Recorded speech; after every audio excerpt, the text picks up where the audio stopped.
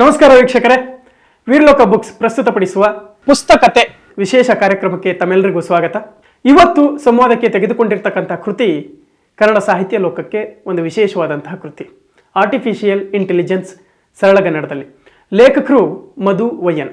ಇವತ್ತಿನ ಸಂವಾದ ಕಾರ್ಯಕ್ರಮವನ್ನು ನಡೆಸ್ಕೊಡ್ತಾ ಇರುವಂಥವರು ಲೇಖಕಿ ಕಾದಂಬರಿಗಾರ್ತಿ ಪೂರ್ಣಿಮಾ ಮಾಳಿಗೆಮನಿಯವರು. ಇನ್ನು ಮುಂದಿನ ಕಾರ್ಯಕ್ರಮವನ್ನು ಅವರೇ ನಡೆಸ್ಕೊಡ್ತಾರೆ. Thank you Anant. ಸೊ ವೀಕ್ಷಕರೇ ನಮಸ್ಕಾರ. ನಾವು ಇವತ್ತು ಇಲ್ಲಿ ಸೇರಿರೋದು ಮಧು ಅವರ ಹೊಸ ಪುಸ್ತಕ ಆರ್ಟಿಫಿಷಿಯಲ್ ಇಂಟೆಲಿಜೆನ್ಸ್ ಇನ್ ಸರಳಗನ್ನಡ. ಈ ಪುಸ್ತಕದ ಬಗ್ಗೆ ಒಂದಷ್ಟು ಮಾತುಗಳನ್ನು ಆಡೋದಕ್ಕೆ, ಒಂದಷ್ಟು ಸಂವಾದಗಳನ್ನು ನಡೆಸೋದಕ್ಕೆ ಮಧು, ನಿಮ್ಮ ಪುಸ್ತಕವನ್ನು ಬಿಡುಗಡೆ ಮಾಡೋಣ ಮತ್ತೊಮ್ಮೆ.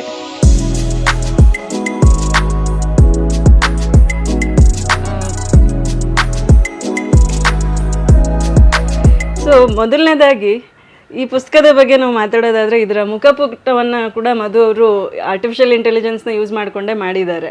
ಸೊ ಇದ್ರ ಬಗ್ಗೆ ಒಂದಷ್ಟು ಹೇಳಿ, ಏನು ಈ ಮುಖಾಮುಖಿ ಮನುಷ್ಯ ಮತ್ತು AI ನ ಮುಖಾಮುಖಿ ಏನನ್ನು ಸೂಚಿಸ್ತಾ ಇದೆ?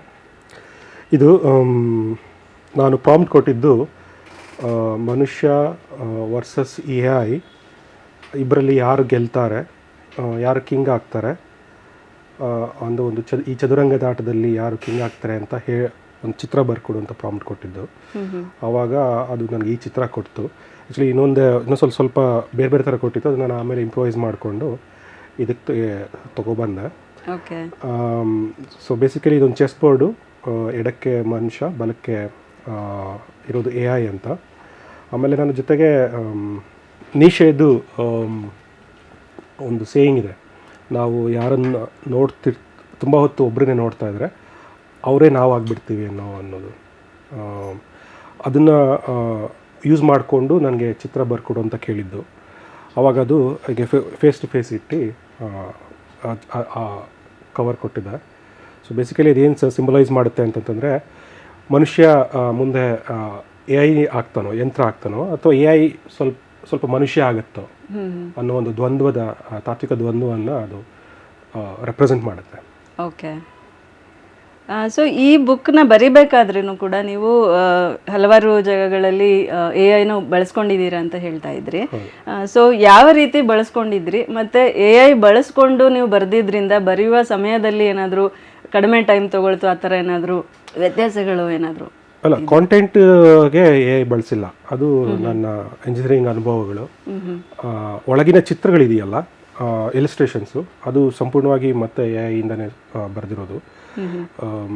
AI ಸದ್ಯಕ್ಕೆ ನೀವು ನೋಡಿದ್ರೆ ಚಿತ್ರಗಳು ಬರ್ಕೊಡು ಅಂತ ಕೇಳಿದ್ರೆ ಸ್ವಲ್ಪ ವಿಕಾರವಾಗಿ ಕಣ್ಣೊಂದು ಕಡೆ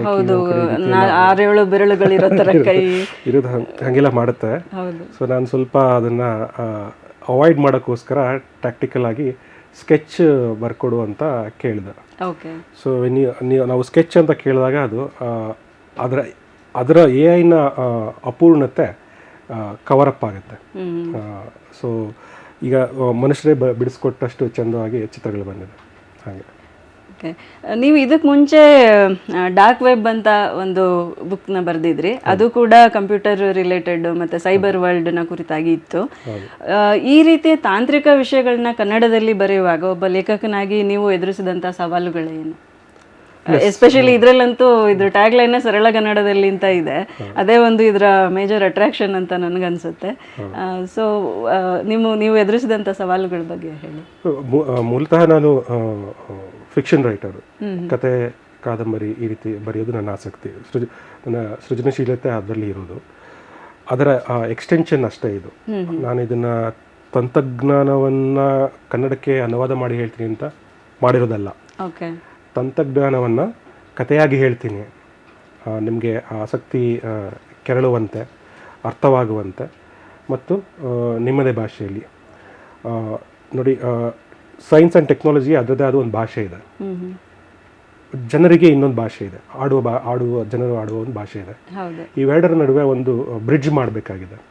ನಾವು ಸಾಮಾನ್ಯವಾಗಿ ಎಲ್ಲಿ ಎಡುತ್ತಾ ಇದ್ದೀವಿ ಅಂದರೆ, ಸೈನ್ಸ್ ಆ್ಯಂಡ್ ಟೆಕ್ನಾಲಜಿ ಭಾಷೆನ ಹಂಗಂಗೆ ಕನ್ನಡಕ್ಕೆ ಅನುವಾದ ಮಾಡಿ ಇಡ್ತಾ ಇದ್ದೀವಿ. ಅದು ಜನರಿಗೆ ಯಾಕೆ ತಲುಪಲಿಲ್ಲ ಅಂದರೆ, ಅದು ಜನರ ಭಾಷೆಯಲ್ಲಿಲ್ಲ. ಅದರಿಂದ ಇದು ಒಂದು ಬ್ರಿಡ್ಜ್ ಭಾಷೆಯಾಗಿ ಸೃಷ್ಟಿಸ್ಕೊಂಡು ಜೊತೆಗೆ ಕಥೆಯ ರೂಪದಲ್ಲಿ ಒಂದು ರೂಪಕಗಳ ಜೊತೆಗೆ ಅವರ ಜನರ ದೈನಂದಿನ ಜೀವನದಲ್ಲಿ ಬಂದು ಹೋಗುವ ಘಟನೆಗಳ ಅಥವಾ ವಸ್ತುಗಳನ್ನು ಹೋಲಿಕೆ ಕೊಟ್ಟು ಟೆಕ್ನಾಲಜಿನ ಎಕ್ಸ್ಪ್ಲೈನ್ ಮಾಡೋದು. ಹಾಗಾದಾಗ ಅದು ಮನುಷ್ಯರಿಗೆ ನೇರವಾಗಿ ಸರಳವಾಗಿ ಅರ್ಥ ಆಗುತ್ತೆ, ಒಂದು ಕಲ್ಪನೆ ಕೂತ್ಕೊಳ್ಳುತ್ತೆ. ಅವ್ರಿಗೆ ಸ್ಟ್ಯಾಟಿಸ್ಟಿಕ್ಸ್ ಬೇಕಿಲ್ಲ, ಅದರಲ್ಲಿರೋ ಮ್ಯಾಥ್ಸ್ ಬೇಕಿಲ್ಲ, ಹೌ ಇಟ್ ವರ್ಕ್ಸ್, ಹೆಂಗೆ ಕೆಲಸ ಮಾಡುತ್ತೆ ಅನ್ನೋದು ಬೇಕಾಗುತ್ತೆ. ಇದು ಏನಕ್ಕೆ ಬೇಕು? ಮೂಲತಃ ಮನುಷ್ಯ ಟ್ರೈಬು, ಅವನಿಗೆ ಬೆಂಕಿ ಕಂಡ್ರೆ ಹೆದರ್ತಾನೆ, ನೀರು ಕಂಡ್ರೆ ಹೆದರ್ತಾನೆ. ಹಾಗೆ ಹೊಸ್ದಾಗಿ ಏನೇ ಕಂಡ್ರು ಹೆದರ್ತಾನೆ, ಟೆಕ್ನಾಲಜಿ ಕಂಡ್ರು ಹೆದರ್ತಾನೆ, AI ಕಂಡ್ರು ಹೆದರ್ತಾನೆ. ಸೊ ಹಿಂಗಾದಾಗ ಅವ್ರಿಗೆ ಅದೇನು ಒಳಗಡೆ ಏನಿದೆ, ಅದು ಹೇಗೆ ಕೆಲಸ ಮಾಡುತ್ತೆ ಅಂತ ಒಂದು ಕಲ್ಪನೆ ಕೂರಿಸಿದ್ರೆ ಆ ಹೆದರಿಕೆ ಕಡಿಮೆ ಆಗುತ್ತೆ. ಅಟ್ ದ ಸೇಮ್ ಟೈಮು ಅವ್ರಿಗೆ ಇದು ಮಂಗನಾಟ ಅನ್ನಂಗೂ ಮಾಡಬಾರ್ದು, ಒಂದು ಎಚ್ಚರಿಕೆ ಇಟ್ಟಿರಬೇಕು. ಸೊ ಒಂದು ಬ್ಯಾಲೆನ್ಸ್ ಕಂಡುಕೊಂಡು ಬರೆದಿರುವಂಥ ಪುಸ್ತಕ. ಈ ಪುಸ್ತಕದಲ್ಲಿ ಇದನ್ನು ಓದೋದಕ್ಕೆ ಮುಂಚೆ ಓದುಗರಿಗೆ ಇರಬೇಕಾದಂಥ ಏನಾದರೂ ಒಂದು ಕಂಪ್ಯೂಟರ್ನ ನಾಲೆಡ್ಜು ಇಷ್ಟು ಅಂತ ಬೇಸಿಕ್ ನಾಲೆಡ್ಜ್ ಇರಬೇಕು ಅಂತ ಏನಾದರೂ ಇದೆಯಾ, ಅಥವಾ ಯಾರು ಬೇಕಾದರೂ ಓದ್ಬೋದಾ? ಅಂದರೆ ಇದರ ಟಾರ್ಗೆಟ್ ಆಡಿಯನ್ಸ್ ಯಾರು? ಮಜಾ ಅಂದರೆ ಅದೇ, ಕನ್ನಡ ಓದಬಲ್ಲ ಯಾರು ಬೇಕಾದರೂ ಓದ್ಬೋದು. ಅಟ್ ದ ಸೇಮ್ ಟೈಮ್ ನೀವೊಂದು AI ಬಳಸ್ಕೊಂಡು ಒಂದು ಸ್ಟಾರ್ಟಪ್ ಕಂಪ್ನಿ ಶುರು ಮಾಡಿದ್ರೆ ನೀವು ಓದ್ಬೋದು. ಅಂದರೆ ಈ ಎಂಡಿಂದ ಆ ಎಂಡಿಗೆ ಅವ್ರಿಗೆ ಎಲ್ಲರೂ ಓದ್ಬೋದು, ಮತ್ತು ಎಲ್ಲರಿಗೂ ಒಂದಲ್ಲ ಒಂದು ರೀತಿ ಮಾಹಿತಿ ಒಂದು ಸಿಗುತ್ತೆ ಅಂತ ನನಗೆ ಅನಿಸುತ್ತೆ. ಹೌದು.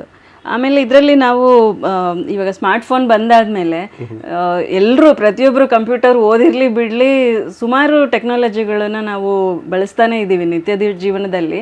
ಒಬ್ಬ ಇಂಜಿನಿಯರ್ ಆಗಿಲ್ಲದೆ ಇದ್ರೂ ಕೂಡ ಅದನ್ನು ಬಳಸುವಂತಹ ಅನಿವಾರ್ಯತೆ ಸಾಕಷ್ಟು ನಮ್ಮ ಡೇ ಟು ಡೇ ಲೈಫಲ್ಲಿ ಅದು ಹಾಸೋಕ್ಕಾಗಿ ಬಂದುಬಿಟ್ಟಿದೆ. ಆದ್ದರಿಂದ ಎಲ್ರಿಗೂ ಉಪಯೋಗ ಆಗುತ್ತೆ ಖಂಡಿತ. ಮತ್ತು ಹೇಗಾಗಿ ನಾವು ಮಷಿನ್ ಲರ್ನಿಂಗ್ ಅಂತ ಏನು ಹೇಳ್ತೀವಿ, ಯಾವುದೇ ಒಂದು ಕಾನ್ಸೆಪ್ಟ್ನ AI ನಾವು ಕಲಿಸ್ಬೇಕಂದ್ರೆ ಮೊದಲು ಅದಕ್ಕೆ ಮಷಿನ್ ಲರ್ನಿಂಗ್ ಅಂತ ಉಪಯೋಗಿಸ್ತೀವಿ.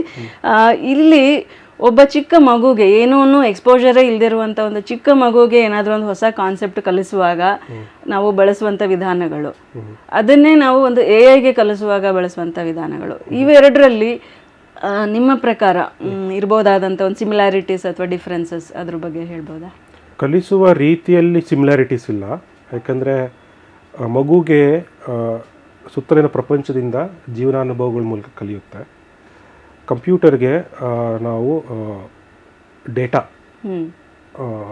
ಇನ್ ಬಿಟ್ಸ್ ಆ್ಯಂಡ್ ಬೈಟ್ಸ್ ಫೀಡ್ ಮಾಡಿದಾಗ ಅದು ಇನ್ಫಾರ್ಮೇಷನ್ ಡೇಟಾ ರೂಪದಲ್ಲಿ ಇದ್ದದನ್ನು ಫೀಡ್ ಮಾಡಿದಾಗ ಅದು ಟ್ರೈನಿಂಗ್ ತೊಗೊಳುತ್ತೆ. And along with mathematical formulas ಎಲ್ಲ ಇಟ್ಕೊಂಡು. ಆದರೆ ಅದು ಹೆಂಗೆ ಕಲಿಯುತ್ತೆ ಅನ್ನೋದನ್ನು, AI ಹೆಂಗೆ ಕಲಿಯುತ್ತೆ ಅನ್ನೋದನ್ನು ನಾವು ಆರಾಮಾಗಿ ಮನುಷ್ಯನ ಹುಟ್ಟು ಮತ್ತು ಬೆಳವಣಿಗೆಗೆ ಹೋಲಿಸ್ಕೋಬೋದು. ನಾವು ಅದ್ರ ಮೂಲಕ ಅರ್ಥ ಮಾಡ್ಕೋಬೋದು.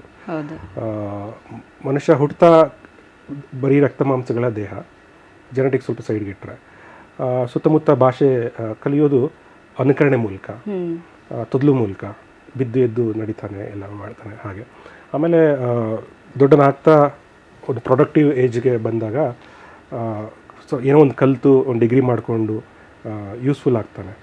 ಹಾಗೆ AI ಸಹ ಮಾಡೆಲ್ ಅಂತ ಅಂತಾರೆ.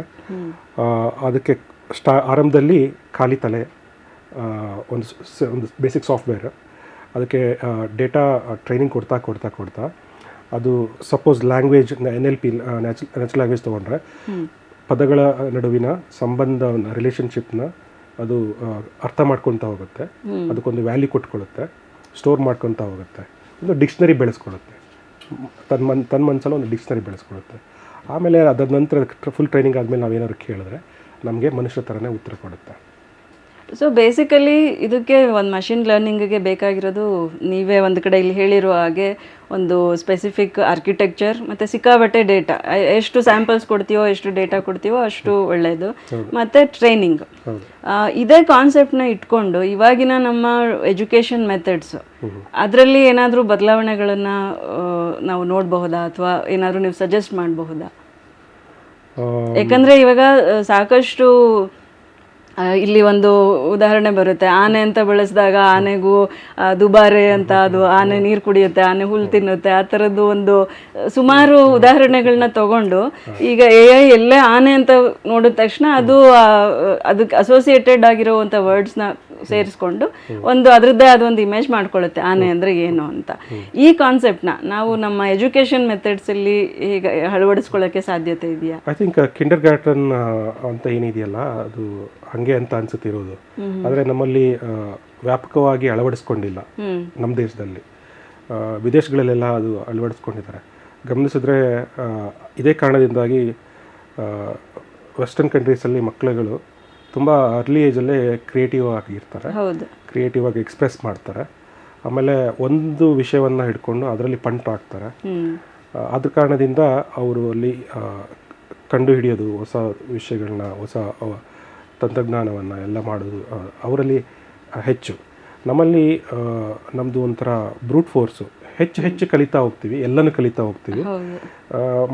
ಮಾಸ್ಟರ್ ಆಫ್ ನನ್ ಜಾಕ್ ಆಫ್ ಆಲ್ ಆಗಿರ್ತೀವಿ. ನಮ್ಮ ಎಜುಕೇಷನ್ ಸಿಸ್ಟಮ್ ಹಂಗೆ ಮಾಡುತ್ತೆ ನಮ್ಮನ್ನು. ಅದರಿಂದ ನಮ್ಮಲ್ಲಿ ಸರ್ವಿಸ್ ಓರಿಯೆಂಟೆಡ್ ಜಾಸ್ತಿ ಇರೋದು. ನಮ್ಮಲ್ಲಿ ಇನ್ನೋವೇಷನ್ ಕಡಿಮೆ ಇದೆ ನಮ್ಮ ದೇಶದಲ್ಲಿ. ಹೌದು. ಈ ಪುಸ್ತಕದಲ್ಲಿ ಇದನ್ನ ಹೇಗೆ ಸ್ಟ್ರಕ್ಚರ್ ಮಾಡಿದ್ದೀರಾ? ಅಂದರೆ ಒಬ್ಬರು ಹೊಸಬ್ರು ಏನೂ ಇದ್ರ ಬಗ್ಗೆ ಗೊತ್ತಿಲ್ಲದಿರೋರು ಈ ಪುಸ್ತಕನ ಕೈಗೆತ್ಕೊಂಡ್ರೆ what can we expect and ಇದರಲ್ಲಿ ಏನೇನು ಕವರ್ ಮಾಡಿದ್ದೀರಾ, ಯಾವ ರೀತಿ ಅದನ್ನು ಸ್ಟ್ರಕ್ಚರ್ ಮಾಡಿದ್ದೀರಾ? ಓಕೆ, ಇದರಲ್ಲಿ 3 ಭಾಗ ಮಾಡ್ಕೊಂಡಿದ್ದೀನಿ. ಒಂದು ಭಾಗ ಪೂರ್ತಿ ಆರ್ಟಿಫಿಷಿಯಲ್ ಇಂಟೆಲಿಜೆನ್ಸ್ಗೆ ಅಂತ ಡೆಡಿಕೇಟ್ ಆಗಿದೆ. 2ನೇ ಭಾಗದಲ್ಲಿ ಮಿಕ್ಕಿದೆಲ್ಲ ತಂತ್ರಜ್ಞಾನದ ಸಂಗತಿಗಳು ಹೆಂಗೆ ಕೆಲಸ ಮಾಡುತ್ತೆ ಅಂತ. ಆಮೇಲೆ 3ನೇದರಲ್ಲಿ ಸಾಫ್ಟ್ವೇರ್ ಇಂಜಿನಿಯರಲ್ಲಿ ನಾವು ಎದುರಿಸುವಂತಹ ಸಮಸ್ಯೆಗಳು, ಆರ್ಕಿಟೆಕ್ಚರಲ್ ಸಮಸ್ಯೆಗಳು ಏನು, ಅವು ನಿಮಗೂ ಹೇಗೆ ರಿಲೆವೆಂಟ್ ಅಥವಾ ನಿಮಗೆ ಹೇಗೆ ರಿಲೇಟ್ ಆಗುತ್ತೆ ಅನ್ನೋ ರೀತಿಯಲ್ಲಿ ಎಕ್ಸ್ಪ್ಲೈನ್ ಮಾಡೋದು. ಸೊ 1ನೇ ಭಾಗದಲ್ಲಿ ಆರ್ಟಿಫಿಷಿಯಲ್ ಇಂಟೆಲಿಜೆನ್ಸ್ ಅಂದರೆ ಏನು, ಅದು ಒಳ್ಳೆಯದು ಕೆಟ್ಟದ್ದು, ಅದರಿಂದ ಅದು ಹೇಗೆ ಕೆಲಸ ಮಾಡುತ್ತೆ, ಮಾಡೆಲ್ಗಳಂದ್ರೆ ಏನು, ಅವನ್ನ ಹೇಗೆ ಬಿಲ್ಡ್ ಮಾಡ್ತಾರೆ, ಆಮೇಲೆ ಎ ಐಗೂ ಸಾಹಿತ್ಯಕ್ಕೂ ಏನು ಸಂಬಂಧ, ಎ ಐ ನಿಜವಾಗ್ಲೂ ಮನುಷ್ಯನ ಅಥವಾ ಮನುಷ್ಯನ ಜೊತೆ ಎಷ್ಟು ಮಾತ್ರ ಹೋಲಿಕೆ ಇದೆ ಅಂಥ ಪ್ರಶ್ನೆಗಳನ್ನ ಹಾಕ್ಕೊಂಡು ಉತ್ತರ ಬರ್ತಿದೆ. ಆಮೇಲೆ ಒಟ್ಟಾರೆ ಎ ಐ ಅಂತ ಬಂದಾಗ, ಯಾವುದೇ ಹೊಸ ಟೆಕ್ನಾಲಜಿ ಬಂದಾಗ ಜನಸಾಮಾನ್ಯರು ಹೇಗೆ ಸ್ವೀಕರಿಸಬೇಕು, ಹೇಗೆ ತಯಾರಿಯಾಗಿರಬೇಕು, ಮುಂದೆ ಅದ್ರ ಜೊತೆ ಹೊಂದ್ಕೊಂಡು ಹೋಗೋಕ್ಕೆ ಹೇಗೆ ತಯಾರಾಗಿರಬೇಕು ಅನ್ನೋದು ಅದು 1ನೇ ಭಾಗ. 2ನೇ ಭಾಗದಲ್ಲಿ ಸ್ಯಾಟಲೈಟ್ ಫೋನ್ಗಳು ಹೆಂಗೆ ಕೆಲಸ ಮಾಡುತ್ತೆ. ಕೆಲವರು ಫೋನಲ್ಲಿ ಈಗ ಫೋಟೋ ತಕ್ಕೊಂಡ್ರೆ ಕೈ ನಮ್ಮ ಫೋಟೋ ಬಿದ್ದರೆ ಅದರಿಂದ ಫಿಂಗರ್ ಪ್ರಿಂಟ್ ತೊಗೊಂಡು ಕಾಪಿ ಮಾಡಿ ನಮ್ಮ ದುಡ್ಡು ಎತ್ಕೋತಾರೆ ಅಂತ ಭಯ ಇರುತ್ತೆ. ಸೊ ಇದು ಆಗುತ್ತಾ, ಫಿಂಗರ್ ಪ್ರಿಂಟಿಂದ ಕಾಪಿ ಮಾಡ್ಬೋದಾ, ಅದರಿಂದ ಮಿಸ್ಯೂಸ್ ಮಾಡ್ಬೋದಾ, ಈ ರೀತಿ ವಿಷಯಗಳು. VPN ಅಂದರೆ ಏನು, ಮನೆಗೆ ನೀವು VPN ಯಾಕೆ ಹಾಕಿಸ್ಕೋಬೇಕು ಅಂತ. ಹಾಗೆ ಸ್ಪೈ ಕ್ಯಾಮ್ರಾಗಳು, ಈಗೆಲ್ಲ ಕಡೆ ಹಿಡನ್ ಕ್ಯಾಮ್ರಾಗಳು ಪ್ರೈವೇಟ್ ಮೂಮೆಂಟ್ಸ್ನೆಲ್ಲ ಕ್ಯಾಪ್ಚರ್ ಮಾಡಿಕೊಂಡು ಇಂಟರ್ನೆಟ್ಟಲ್ಲಿ ಬಿಡ್ತಿರ್ತಾರೆ, ಅದ್ರ ಬಗ್ಗೆ ಎಚ್ಚರವಾಗಿರೋದು ಅಂತ. ಹಾಗೆ ಸುಮಾರು ಸಂಗತಿಗಳಿದೆ. ಇದರಲ್ಲಿ ನನಗೆ 3ನೇ ಭಾಗ, ಈ ಸ್ಟ್ರಕ್ಚರ್ ಓವರಾಲ್ ಇದರಲ್ಲಿ 3ನೇ ಭಾಗ ತುಂಬ ಇಷ್ಟ ಆಯಿತು. ಅಲ್ಲಿ ನೀವು ಸಾಕಷ್ಟು ನಿದರ್ಶನಗಳನ್ನ ಕೊಟ್ಟು ಕೆಲವೊಂದು ಟರ್ಮಿನಾಲಜೀಸು ಎ ಐ ಅಂದರೆ ಅಥವಾ ಕಂಪ್ಯೂಟರ್ ಬಗ್ಗೆನೇ ನಾವು ಮಾತಾಡೋದಾದರೆ ಅವುಗಳನ್ನ ತಗೊಂಡು ವಿವರಿಸಿದ್ದೀರಾ. ಈಗ ಫಾರ್ ಎಕ್ಸಾಂಪಲ್ ಒಂದು ಸೇನಾಧಿಕಾರಿಯ ಸೈನಿಕರ ಒಂದು ದ್ವಂದ್ವ ಅಂತ, ಇವರು ನಾವು ಅಟ್ಯಾಕ್ ಮಾಡಬೇಕಾ ಅಂತ ಅವರಿಗೆ ಕನ್ಫರ್ಮೇಷನ್ ಕಳಿಸೋದು, ಅವರು ನಮಗೆ ಸಿಕ್ಕಿದೆ, ಓಕೆ 2 o'clockಗೆ ಅಟ್ಯಾಕ್ ಮಾಡೋಣ ಬೇಡ, ಆ ಥರದ್ದು ಒಂದು ಹ್ಯಾಂಡ್ಶೇಕ್ ಅಂತ ನಾವು ಕಂಪ್ಯೂಟರ್ ಲ್ಯಾಂಗ್ವೇಜಲ್ಲಿ ಹೇಳೋದಾದರೆ ಈ ರೀತಿಯ ಸಾಕಷ್ಟು ನಿದರ್ಶನಗಳಿವೆ. ಅವೆಲ್ಲ ಒಂಥರ ತುಂಬ ಇಂಟ್ರೆಸ್ಟಿಂಗ್ ಆಗಿದೆ, ಒಂಥರ ಕಥೆಗಳ ಥರ ಇದೆ. ಇವೆಲ್ಲ ಹೇಗೆ ಕಲೆಕ್ಟ್ ಮಾಡಿದ್ರಿ? ಒಂದು ಇಲ್ಲ, ಇದು ಕಲೆಕ್ಟ್ ಮಾಡೋದು ಅಂತ ಹೇಗೆ ನಿಮಗೆ ಇವೆಲ್ಲ ಹೊಳಿತು? ನಮ್ಮ ಎಂಜಿನಿಯರಿಂಗ್ ಅನುಭವದಲ್ಲಿ ಇಷ್ಟು ವರ್ಷಗಳಲ್ಲಿ ದಿನನಿತ್ಯ ನಾವು ಎದುರಿಸುವ ಸಮಸ್ಯೆಗಳಿವು. Split brain issue. ನಾವು HA ಸಾಫ್ಟ್ವೇರ್ ಮಾಡಬೇಕು ಅಂತಂತಂದರೆ, ಅಂದರೆ HA ಅಂದರೆ ಹೈ ಅವೈಲಬಿಲಿಟಿ, 5 nines ಅಂತ ಇರುತ್ತೆ. ವರ್ಷದಲ್ಲಿ 5 ಸೆಕೆಂಡ್ ಮಾತ್ರ ಸಾಫ್ಟ್ವೇರ್ ಡೌನ್ ಇರ್ಬೋದು, ಅಷ್ಟು ಮಾತ್ರ ಅಲೋವೆನ್ಸ್ ಇರೋದು. ಅಂದರೆ ಸೊ ಅಂಥ ಸಂದರ್ಭದಲ್ಲಿ ಸಾಫ್ಟ್ವೇರ್ ಅಪ್ಪ ಆಗಿರಬೇಕು ಅಂದರೆ ಸ್ಪ್ಲಿಟ್ ಬ್ರೈನ್ ಇಶ್ಯೂ ಬರುತ್ತೆ, ಛಿದ್ರ ಮೆದುಳಿನ ಪ್ರಾಬ್ಲಮ್ ಅಂತ. ಆಮೇಲೆ ಜನರಲ್ ಪ್ರಾಬ್ಲಮ್ಮು, ಅದು ಎಲ್ಲ ಸಾಫ್ಟ್ವೇರ್ಗಳು ಕೆಲಸ ಮಾಡೋದು ಹಾಗೇನೆ. ನಾವೇನೋ ಮಹತ್ತರವಾಗಿ ಟೆಕ್ನಾಲಜಿ ಅಂದರೆ ಏನೇನೋ ಅಂದ್ಕೊಂಡಿರ್ತೀವಿ. ಕಂಪ್ಯೂಟರು ತುಂಬ ಬೇಸಿಕ್, ತುಂಬ ಕ್ರೂಡಾಗಿ ಕೆಲಸ ಮಾಡುತ್ತೆ. ಕೆಳಗಡೆ ಹಾಯ್ ಅನ್ನೋದು ಮತ್ತೆ ಏನಾದ್ರು ಹಾಯ್ ಅಂತ ಕೇಳಿಸ್ಕೊಂಡು ಓ ಹೌದಾ ಹೀಗೆ ಅಕ್ನಾಲಜ್ಮೆಂಟ್ ಮೆಕ್ಯಾನಿಸಮ್ ಆಗ್ತಿರುತ್ತೆ. ಅದು 2 ಜನರಲ್ ಪ್ರಾಬ್ಲಮ್ಮು. ಮಧ್ಯದಲ್ಲಿ ಡ್ರಾಪ್ ಆಗುತ್ತೆ. ಡ್ರಾಪ್ ಆದಾಗ ಕನ್ಫ್ಯೂಸ್ ಆಗಿದೆ ಸಾಫ್ಟ್ವೇರ್ಗೆ, ತಿರ್ಗಾ ಕಳಿಸುತ್ತೆ ಮೆಸೇಜ್ನ, ಇನ್ನೊಂದು ಸಲ ಹಾಯ್ ಅಂತ ಕಳಿಸುತ್ತೆ ಹಾಗೆ. ಆಮೇಲೆ ಇನ್ನೊಂದು ಸೆಕ್ರೆಟರಿ ಪ್ರಾಬ್ಲಮ್ಮು. ಎಲ್ಲಿಗೆ ನಮಗೆ ತೃಪ್ತಿ, ಎಲ್ಲಿಗೆ ಯಾವಾಗ ನಿಲ್ಲಿಸ್ಬೇಕು ಅನ್ನೋದು. ಮನುಷ್ಯ ಎಲ್ಲ ಪ್ರತಿಯೊಂದು ಆಯ್ಕೆನಲ್ಲೂ ಎದುರಿಸುವಂಥ ಸಮಸ್ಯೆ ಅದು. ಈಗ ಬುಕ್ ತೊಗೊಳಕ್ಕೆ ಬಂದಿದ್ದೀವಿ, ಯಾವ ಬುಕ್ಗೆ ನಾವು ನಿಲ್ಲಿಸ್ಬೇಕಂದ್ರೆ ಅದು ಇದು ತೃಪ್ತಿನೇ ಇಲ್ಲ ಅಲ್ವಾ ನಮಗೆ. ಸೊ ಎಲ್ಲ ಒಂದು ಕಡೆ ಬ್ರೇಕ್ ಆಗಬೇಕಾಗುತ್ತೆ. ಹಾಗೆ ಅದು ಸಾಫ್ಟ್ವೇರಲ್ಲೂ ಇದೆ ಅದು. ಸೊ ಹಾಗೆ ಸುಮಾರು ವಿಷಯಗಳಿದೆ. ಅವೆಲ್ಲ ತುಂಬ ಇಂಟ್ರೆಸ್ಟಿಂಗ್ ಇದೆ. ಐ ಮೀನ್ ನಾನಂತೂ ಓದಿ ಅದನ್ನು ಎಂಜಾಯ್ ಮಾಡಿದೆ. ನಾಟ್ ಜಸ್ಟ್ ಬಿಕಾಸ್ ಅದು ಪ್ಯೂರ್ AI ಅಥವಾ ಒಂದು ಕಂಪ್ಯೂಟರ್ ರಿಲೇಟೆಡ್ ಅನ್ನೋ ಥರ ನೀವು ಅದನ್ನ ಎಕ್ಸ್ಪ್ರೆಸ್ ಮಾಡಿಲ್ಲ, ತುಂಬ ಸರಳವಾಗಿ ಅರ್ಥ ಆಗೋ ಥರ ಮಾಡಿದ್ದೀರಾ. ಯಾವುದೇ ಒಂದು ಟೆಕ್ನಾಲಜಿ ಬಂದಾಗ ನಮ್ಗಳಿಗೊಂಥರ ಭಯ ಇರುತ್ತೆ. ಫಾರ್ ಎಕ್ಸಾಂಪಲ್ ಈ ಗೂಗಲ್ ಪೇನೇ ಇರ್ಬೋದು, ಮೊಬೈಲ್ನಲ್ಲೇ ಪೇ ಮಾಡೋದು, ಏನೋ ಮೊಬೈಲಿಂದ ಯಾರೋ ಕದ್ಬಿಡ್ತಾರೆ, ದುಡ್ಡೆಲ್ಲ ತೊಗೊಂಡ್ಬಿಡ್ತಾರೆ ಅನ್ನೋ ಥರ ತುಂಬಾ ಭಯಗಳಿರುತ್ತೆ. ಎಸ್ಪೆಷಲಿ ನಮ್ಮ ವಾಟ್ಸಪ್ ಯೂನಿವರ್ಸಿಟಿಯಿಂದ ಏನೋ ಒಂದು ಆದರೆ ಅದಕ್ಕೆ ತುಂಬ ಬಣ್ಣಗಳು ಹಚ್ಚಿ ಎದುರಿಸ್ತಾರೆ. ಈ ಒಂದು ಭಯ ಎಸ್ಪೆಷಲಿ ವಯಸ್ಸಾದವರಿಗೆ ಅಥವಾ ಟೆಕ್ನಾಲಜಿಯ ಯಾವುದೇ ಒಂದು ಎಕ್ಸ್ಪೀರಿಯನ್ಸ್ ಇಲ್ಲದೆ ಇರೋಂಥವ್ರಿಗೆ ಭಯ ಜಾಸ್ತಿ ಇದೆ. ಆ ಥರ ಆ ಒಂದು ವರ್ಗವನ್ನು ನಾವು ತಗೊಂಡ್ರೆ ಈ AI ಇಂದ ಅವ್ರಿಗೆ ಏನೇನು ಉಪಯೋಗ ಆಗಬಹುದು. ಫಾರ್ ಎಕ್ಸಾಂಪಲ್ AI ಉಪಯೋಗಿಸಿ ಈಗ ವಯಸ್ಕರಲ್ಲಿ ನಾವು ಸಾಮಾನ್ಯವಾಗಿ ನೋಡೋದು ಅಂತ ಒಂಟಿತನ, ಅವ್ರಿಗೆ ಯಾರು ಮಾತಾಡೋದಕ್ಕೆ ಜೊತೆಲಿ ಇರಲ್ಲ ಅಂತ. ಅಲ್ಲಿ ಕೂಡ AI ಆಸ್ ಎ ಥೆರಪಿಸ್ಟ್ ಆಗಿ ಬಳಸುವಂತಹ ಪ್ಲಾನ್ಗಳ ಬಗ್ಗೆ ಎಲ್ಲ ನಾನು ಓದಿದ್ದೆ. ಮತ್ತು ಇನ್ನು ಮೆಡಿಕಲ್ ಫೀಲ್ಡಲ್ಲಿ ಇರ್ಬೋದು. ಆ ರೀತಿ AI ತಿಳ್ಕೊಳ್ಳದೆ ಇದ್ರೂ, ಅದ್ರ ಬಗ್ಗೆ ಟೆಕ್ನಾಲಜಿ ಏನು ಅಂತ ತಿಳ್ಕೊಳ್ಳದೆ ಇದ್ರೂ ಆ್ಯಸ್ ಎ ಯೂಸರ್ ಯಾವ್ಯಾವ ರೀತಿ ಬಳಸಬಹುದು AI ಇಂದ ಈ ರೀತಿಯ ಒಂದು ಸೌಲಭ್ಯಗಳು ಮುಂದೆ ಇವಾಗ ಸದ್ಯಕ್ಕೆ ಇಲ್ಲದೆ ಇದ್ರೂ ಮುಂದೆ ನಾವು ಎದುರು ನೋಡಬಹುದು. ಈಗ ನಮಗೆ ನೋಡಿ, ಅದು ಒಂದು ಅಸ್ತ್ರವಾಗಿ ಸಿಕ್ಕಿದೆ ಜನಗಳಿಗೆ. AI ಟೆಕ್ನಾಲಜಿಯಾಗಿ ಬಂದಿದೆ. ಇದನ್ನು ಹೇಗೆಲ್ಲ ಬಳಸ್ಕೋಬೋದು ಅನ್ನೋದು ನಮ್ಮ ಕಲ್ಪನೆಗೆ ನಿಲುಕದ್ದು. ಯಾರಾದರೂ ಭವಿಷ್ಯದಲ್ಲಿ ಹಿಂಗಾಗುತ್ತೆ AI ಅಂತ ಭವಿಷ್ಯ ನುಡಿಯಕ್ಕೆ ಬಂದರೆ ನಂಬೇಡಿ, ಅವರಷ್ಟು ಮೂರ್ಖರು ಏನು ಯಾರಿಲ್ಲ. ಈ ಖುದ್ದು ಇಂಡಸ್ಟ್ರಿನಲ್ಲಿರೋರಿಗೆ ಗೊತ್ತಿಲ್ಲ ಮುಂದೆ ಇದು ಹೇಗೆಲ್ಲ ಉಪಯೋಗ ಆಗ್ಬೋದು ಅಂತ. ಅಷ್ಟು ಕ್ರಿಯೇಟಿವ್ ಆಗಿ ಬಳಸ್ಕೊಳ್ಳೋಕೆ ಸಾಧ್ಯ ಇದೆ. ಸೊ ಮುಂದೆ ಎಲ್ಲ ರೀತಿಯಿಂದನೂ ಉಪಯೋಗ ಆಗ್ಬೋದು. ನನಗೆ ಅದು ಹೇಳೋಕ್ಕೂ ಆಗಲ್ಲ, ಅಂದರೆ ನಮ್ಮ ದೈನಂದಿನ ಜೀವನದಲ್ಲಿ ಹೇಗೆಲ್ಲ ಅದು ಎಂಟ್ರ್ ಆಗುತ್ತೆ ಅಂತ. ಖಂಡಿತ ನೀವು ಹೇಳಿದಾಗೆ ಒಬ್ಬ ಸ್ನೇಹಿತನಾಗಿ ಅಥವಾ ಒಬ್ಬ ಕೌನ್ಸಿಲರ್ ಆಗಿ ಕೆಲಸ ಮಾಡ್ಬೋದು. ಅದು ಆಲ್ಮೋಸ್ಟ್ ಈಗಾಗಲೇ ಶುರು ಆಗಿದೆ. ಈಗ you can talk to AI tools. ಅದು ಮುಂಚೆ ಒಂಥರ ಮನುಷ್ಯರಿಗೆ ಸಂಕೋಚ ಆಗೋದು, ಮಷಿನ್ ಜೊತೆ ಮಾತಾಡೋಕ್ಕೆ ಸಂಕೋಚ ಆಗೋದು. ಈಗ ಸಂಕೋಚ ಜನರಲ್ಲಿ ಹೋಗಿದೆ. They started considering AI as another human being. Observe ಮಾಡಿದ್ರೆ ನೀವು, they're accepting it as a human being. So they started interacting. ಮನಸ್ಸಿನ ಬ್ಯಾರಿಯರ್ ಹೋಗ್ಬೇಕಷ್ಟೆ, ಆದಮೇಲೆ ಅದು ಆಗುತ್ತದೆ. ಮತ್ತು ಇನ್ನೊಂದು ಮುಖ್ಯವಾದ ಕನ್ಸರ್ನ್ ಜನಗಳಲ್ಲಿ ಇವಾಗ ನಾವು ಕೇಳೋದೇನೆಂದರೆ, AI ಬಂದಿದ ತಕ್ಷಣ ಕೆಲಸಗಳು ಹೋಗ್ಬಿಡುತ್ತೆ, ನಿರುದ್ಯೋಗ ಸಮಸ್ಯೆ ಇನ್ನೂ ಜಾಸ್ತಿ ಆಗುತ್ತೆ, ನಮ್ದು ಇರೋ ಬರೋ ಕೆಲಸಗಳನ್ನೆಲ್ಲ ತೊಗೊಂಡ್ಬಿಡತ್ತೆ ಅನ್ನುವಂಥದ್ದು. ಇದು ಎಷ್ಟರ ಮಟ್ಟಿಗೆ ನಿಜ?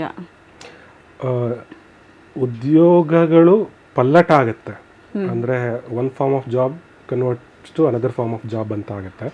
ಈ ಟ್ರಾನ್ಸಿಷನ್ ಪೀರಿಯಡಲ್ಲಿ ಕೆಲವರಿಗೆ ಉದ್ಯೋಗ ನಷ್ಟ ಆಗ್ಬೋದು. ಆಮೇಲೆ ಅವರು ಇನ್ನೊಂದು ಕೆಲಸ ಹುಡುಕೋತಾರೆ, ಇನ್ನೊಂದು ಕೆಲಸ ಹುಟ್ಕೊಳ್ಳುತ್ತೆ, ಹಿಂಗಾಗುತ್ತೆ. ಎಷ್ಟರ ಮಟ್ಟಿಗೆ ಇಂಪ್ಯಾಕ್ಟ್ ಆಗುತ್ತೆ ಅಂತ, ಅಥವಾ ಎಷ್ಟು ಮಟ್ಟಿಗೆ ನಷ್ಟ ಆಗುತ್ತೆ ಅಂತ ನನಗೆ ಹೇಳೋಕ್ಕಾಗಲ್ಲ. ಯಾಕಂದರೆ ನಮ್ಮದು ಪ್ರಪಂಚ ಇನ್ನೂ ಡಿಜಿಟಲೈಸ್ ಆಗೋಕ್ಕೆ ಸಾಕಷ್ಟು ಅವಕಾಶ ಇದೆ. ನಾವಿನ್ನೂ ಅಂದರೆ ಒಂದು ಲೆಕ್ಕದಲ್ಲಿ ಒಂದು 500 ವರ್ಷದ ನಂತರ ಏನು ಜನ್ರೇಷನ್ ಬರುತ್ತಲ್ಲ, ಅವ್ರು ಹಿಂತಿರುಗಿ ನೋಡಿದ್ರೆ ನಮ್ಮನ್ನೊಂಥರ ಪುರಾತನ ಕಾಡು ಜನರ ಥರನೇ ನೋಡ್ತಿರ್ತಾರೆ. ಅಂದರೆ ಅಷ್ಟರ ಮಟ್ಟಿಗೆ ನಾವು ಟೆಕ್ನಾಲಜಿಲಿ ಬಹಳ ಹಿಂದೆನೇ ಇದ್ದೀವಿ ನಾವು. ಇವತ್ತೇನು ನಮಗೆಲ್ಲ ಕಾಣಿಸ್ತಿರೋದು ಅಡ್ವಾನ್ಸ್ ಟೆಕ್ನಾಲಜಿ ಅನ್ಸುತ್ತಲ್ಲ, ಅದೆಲ್ಲ ಒಂಥರ ನಂತರ ಬರೋರಿಗೆ ಎತ್ತಿನ ಗಾಡಿ ಥರನೇ ಅನ್ನಿಸ್ತಿರುತ್ತೆ. ಅಷ್ಟರ ಮಟ್ಟಿಗೆ ಟೆಕ್ನಾಲಜಿ ಜಗತ್ತು ಡಿಜಿಟಲೈಸ್ ಆಗೋ ಅವಕಾಶ ಇದೆ. ಅದರಿಂದ ಕೆಲಸ ಸಾಕಷ್ಟು ಉಟ್ಕೊತಾ ಇರುತ್ತೆ, ಹೊಸದಾಗಿ ಉಟ್ಕೊತಾ ಇರುತ್ತೆ. ಹೌದು. ಮತ್ತೆ ಒಂದು ಕಡೆಯ ಪ್ರಶ್ನೆ, ಇವಾಗ ನಾವು ಸಾಹಿತ್ಯದ ಬಗ್ಗೆ ಬಂದ್ರೆ, ಸಾಹಿತ್ಯ ಮತ್ತೆ ಇದರಲ್ಲಿ ಒಂದು ಚಾಪ್ಟರ್ ಕೂಡ ಇದೆ, ನೀವು ಬರ್ದಿದ್ದೀರಾ. ಖಂಡಿತವಾಗಿ ಐ ಮೀನ್ ನಾನು ಒಂದು ರೀಸೆಂಟ್ ಚರ್ಚೆಯಲ್ಲಿ ಭಾಗವಹಿಸಿದಾಗ ಈ ಬಗ್ಗೆ ಮಾತಾಡಿದ್ದೆ. ಅಟ್ ದಿಸ್ ಮೊಮೆಂಟ್ ಇವಾಗ ಇರುವಂಥ ಪರಿಸ್ಥಿತಿಲಿ ನಾವು ಕಂಪ್ಲೀಟ್ಲಿ ಅದರಿಂದನೇ ಸಾಹಿತ್ಯನ ಬರೆಸ್ಬಿಡ್ಬೋದು ಅನ್ನೋಂಥ ಪರಿಸ್ಥಿತಿ ಏನಿಲ್ಲ, ಇದಕ್ಕಿನ್ನೂ ಟೈಮ್ ಬೇಕಾಗಬಹುದು. ಬಟ್ ಇವಾಗಿನ ಮೊಮೆಂಟಲ್ಲಿ ಒಬ್ಬ ಸಾಹಿತಿಯಾಗಿ ನಾವು AI ಯಾವ್ಯಾವ ರೀತಿ ಬಳಸ್ಕೊಳ್ಬಹುದು, ಯಾವ್ಯಾವ ಟೂಲ್ಸ್ ಇದ್ದಾವೆ ನಮಗೆ, ಒಂದು ಭಾಷೆಗಿರ್ಬೋದು ಅಥವಾ ರಿಸರ್ಚ್ಗಿರ್ಬೋದು, ಇನ್ಯಾವ್ದಾದ್ರು ರೀತಿಯಲ್ಲಿ? ಇದನ್ನು ಎಲ್ಲ ರೀತಿಯೂ ಬಳಸ್ಬೋದು. ಅಂದರೆ ಫಸ್ಟ್ ಆಫ್ ಆಲ್ ವಿಷಯ ಸಂಗ್ರಹಕ್ಕೆ ಬಳಸ್ಬೋದು. ಆಮೇಲೆ ತಕ್ಷಣಕ್ಕೆ ಈಗ ನಿಮಗೆ ಏನಾದರೂ ಒಂದು ಪ್ರಶ್ನೆ ಹೊಳೆಯಿತು, ಉತ್ತರ ನೀವು ಮುಂಚೆ ಆದರೆ ರೆಸ್ಪೆಕ್ಟಿವ್ ತಜ್ಞರನ್ನ ಹುಡಿಕೊಂಡು ಯಾರಿಗೂ ಕಾಲ್ ಮಾಡಿ ನೆಟ್ವರ್ಕ್ ಇದ್ದರೆ ತಿಳ್ಕೊಂಡು ಹೋಗಿ ಮಾಡಬೇಕಾಗಿತ್ತು. ಗೂಗಲಲ್ಲಿ ಹುಡುಕಿದ್ರು ಸಿಗ್ತಿರ್ಲಿಲ್ಲ ಕೆಲವು ವಿಷಯಗಳು. ಈಗ AI ಹೆಂಗಾಗಿದೆ ಅಂತಂದರೆ ಇಟ್ಸ್ ನಿಮ್ಮ ಪಕ್ಕದಲ್ಲೇ ಕೂತಿರೋ ತಜ್ಞ ಅನ್ನೋ ಹಾಗೆ, ಆ್ಯಂಡ್ ಎಲ್ಲ ಗೊತ್ತಿರೋ ತಜ್ಞ ಅನ್ನೋ ಹಾಗೆ ಟಕ್ಕಂತ ಹೋಗಿ ಕೇಳಿ ತಿಳ್ಕೊಬೋದು. ಬಟ್ ಒಂದೇ ಏನು ಅಂತಂದರೆ ಸ್ವಲ್ಪ ಹುಷಾರಾಗಿರಬೇಕು. ಅದು ಸತ್ಯದ ತಲೆ ಮೇಲೆ ಹೊಡೆದಾಗೆ ಸುಳ್ಳು ಹೇಳುತ್ತೆ.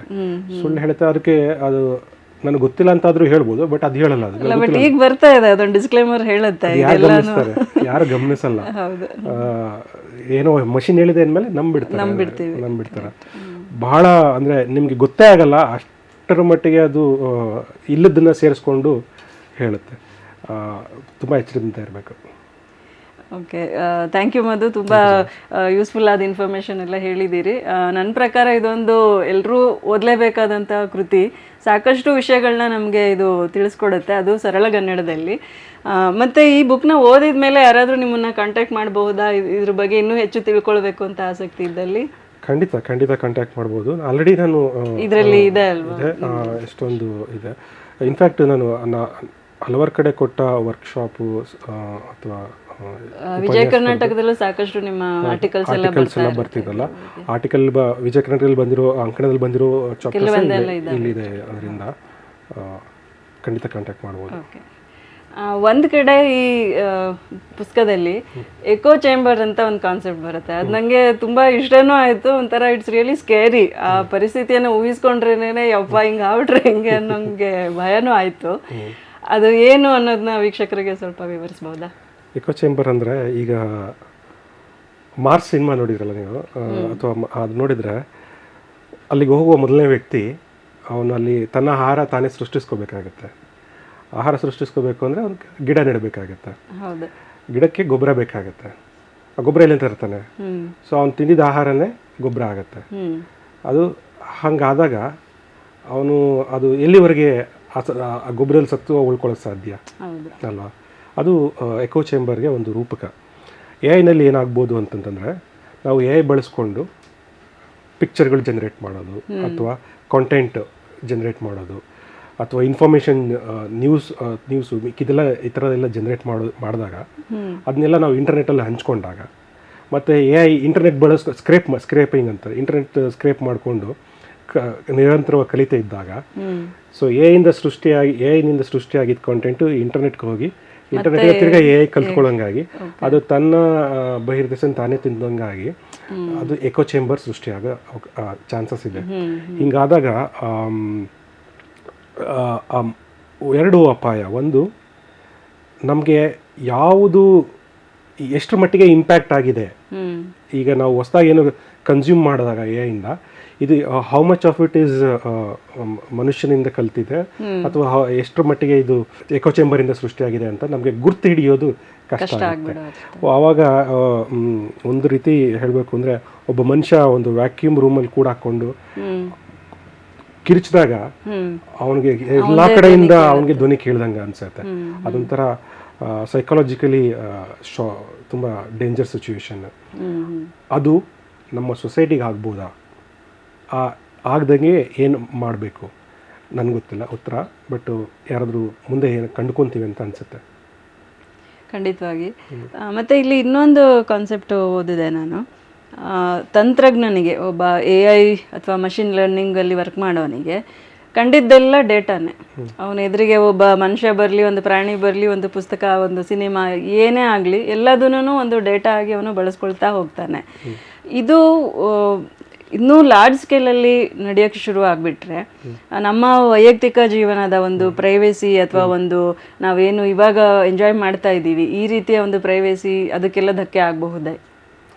ಪ್ರೈವಸಿ ನನಗನ್ಸುತ್ತೆ, ಇದು ನನ್ನ personal opinion, the way we look at privacy, ನಾವೇನು ಇವತ್ತು ಈಗ ಪ್ರೈವಸಿ ಅಂದ್ಕೊಂಡಿದ್ದೀವೋ ಆ ಪರಿಕಲ್ಪನೆಯೇ ಬದಲಾಗತ್ತೆ ಮುಂದೆ. ನಾವು ಯಾವುದು ಜನಗಳಿಗೆ ಪ್ರೈವಸಿ ಅನ್ನೋದು ಒಂದು ಮನಸ್ಸಿನೊಳಗಿನ ಸಂಗತಿ ಅಷ್ಟೇ ಆಗಿ ಉಳಿಯುತ್ತೆ. ಹೊರಗಡೆ ಮಿಕ್ಕಿದ್ದೆಲ್ಲವೂ ಅದು ಎಲ್ಲರಿಗೂ ಲಭ್ಯ ಆಗಿರ್ತದೆ. ಆಮೇಲೆ ಯಾರು ಅದನ್ನು ಪ್ರೈವೇಟ್ ಅಂತ ಕನ್ಸಿಡರ್ ಮಾಡಲ್ಲ, ಕೇರ್ ಮಾಡಲ್ಲ. ಇಂಥ ಸಿಚುವೇಶನ್ ಬರುತ್ತೆ. ಆದ್ದರಿಂದ ಯಾರೇನು ಅಷ್ಟೊಂದು ತಲೆ ಕೆಡಿಸ್ಕೋಬೇಕಾಗಿಲ್ಲ. ನಾವು ಆಲ್ರೆಡಿ ಓಪನ್ ಆಗಿ ನಾವೇ ಮುಕ್ತವಾಗಿ ನಮ್ಮ ಡೇಟ್ ಎಲ್ಲ ಕೊಟ್ಬಿಟ್ಟಿದ್ದೇವೆ ಇಂಟರ್ನೆಟ್ಗೆ. ಈಗ there is no going back. ಹೌದು, ಅದು ಒಂದು we already have given up. ಈ ಬೆಟ್ಟದ ಮೇಲೆ ಮನೆ ಮಾಡಿ ಮೃಗಗಳಿಗೆ ಅಂಜಿದೊಡ ಅನ್ನಂಗೆ ಆಗ್ಬಿಟ್ಟಿದೆ ಈಗ. ಫೇಸ್ಬುಕ್, ಇಂಟರ್ನೆಟ್ ಎಲ್ಲ ಕಡೆ ವಿ ಕೀಪ್ ಪೋಸ್ಟಿಂಗ್ ಥಿಂಗ್ಸ್. ನಿಮಗೆ ಬೇಕು ಅಂದ್ರು ಬೇಡ ಅಂದ್ರು you will be compelled to share your data. Correct. So ಅಂಥ ಎಕೋಸಿಸ್ಟಮ್ ಸೃಷ್ಟಿ ಆಗಿದೆ. There is no point in worrying about it. Thank you. Thank you. ನಮಗೆ ಈ ಒಂದು ಸಂವಾದ ನಡೆಸ್ಕೊಡೋದಕ್ಕೆ ಅವಕಾಶ ಕೊಟ್ಟಂಥ ವೀರಲೋಕ ಬುಕ್ಸ್ ಅವರಿಗೆ, ಶ್ರೀನಿವಾಸ ಸರ್ ಅವರಿಗೆ, ಅನಂತ್ ಕುಣಿಗಲ್ ಅವರಿಗೆ ಎಲ್ಲರಿಗೂ ಧನ್ಯವಾದಗಳನ್ನ ಹೇಳ್ತಾ ನಮ್ಮ ಈ ಸಂವಾದವನ್ನು ಮುಗಿಸ್ತೇವೆ. Thank you.